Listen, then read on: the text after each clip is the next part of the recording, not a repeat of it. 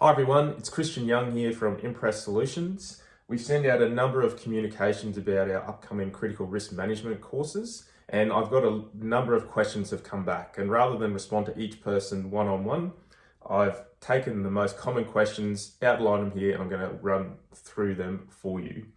So what is CRM, or critical risk management? It is the management of those big ticket consequences. So think a single fatality outcome or a multiple fatality outcome or a significant environmental damage event. That's what we're talking about here. You might have heard it also be called material risk management or something like that. So that's the lens through which we're looking at all of this. So what are the issues or what are the problems that this course is looking to solve? Well, if we look across industry, we still know that we're having high potential incidents. We're having repeats of the same high potential incidents. So that is an indication to us that something's going wrong in our critical risk management pathway or our controls. Unfortunately, we're having some fatal outcomes still within the mining industry, and the same principles apply. Then if we think about the process, from a process perspective, we see broad brush risk assessments or baseline risk assessments that there's thousands of line items in there, or there's very, very few, or there's a lot of confusion about what comes in, what goes out.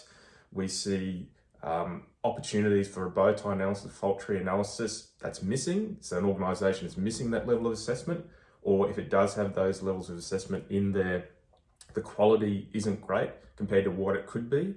And then we're missing the opportunity to really hone in and focus on the right things. From a critical controls perspective, we've helped organisations that have, in our view, way too many critical controls and some that have very, very few. So there's some indications from a process perspective that we know that there's either a deficiency in skill set or experience or capacity that we really need to focus on for the actual process itself. So what's the content? So if you're familiar with the International Council of Mining and Metals, ICMM, they put out some good practice guides and help guides around critical risk management, and there's a flow chart in there, a cyclical flow chart. So we use that as the model for the course. So we'll look at things, focus on things such as broad brush risk assessments. How do you do a good one?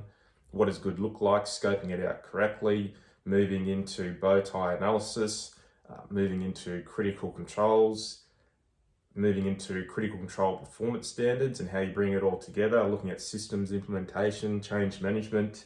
What do you do if you're trying to change your CRM program? So you might have 200 critical controls and then you're going to move to 100 as an example. So what's a process you go through so you don't lose some of that previous knowledge and rigor that you've got in your risk management pathways, even down to reporting. How do you effectively report critical control effectiveness? Certainly, if you're looking across 17 different elements and doing multiple checks, how do you bundle that up into reporting? There's lots of other things, but that's some of the highlights there. How are we different? So as I mentioned, we focus on the ICMM pathway. In my view, or our view, that covers the theoretical aspects of critical risk management. We hone in on the practical aspects of critical risk management.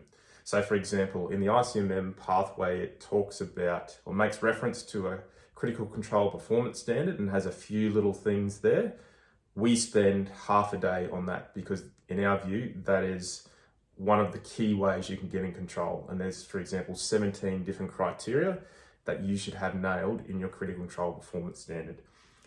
We go through broad brush risk assessments. How do you actually do that? How do you design the columns as an example? So complementing the theoretical aspects, using the practical how-to aspects. We also leverage off the group. So we're mining industry specific and we share our experiences and learning. So we all learn, myself included, when we go through that.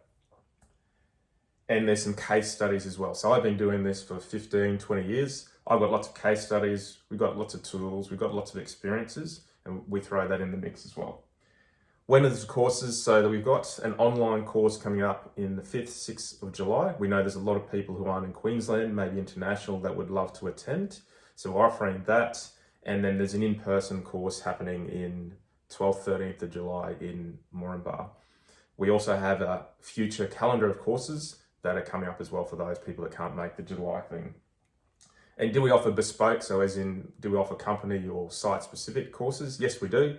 bit of tailor-made activities that we need to do, but we certainly have experience where we'll use your risk management tools, so your procedure, your risk assessment template, etc., or your bow tie template to bring into the course, certainly if you want to have a whole batch of people within your business go through that. So that's it. Hopefully that's answered lots of questions. Please sing it out if you've got more questions. Till then, I'll speak to you later. Bye-bye.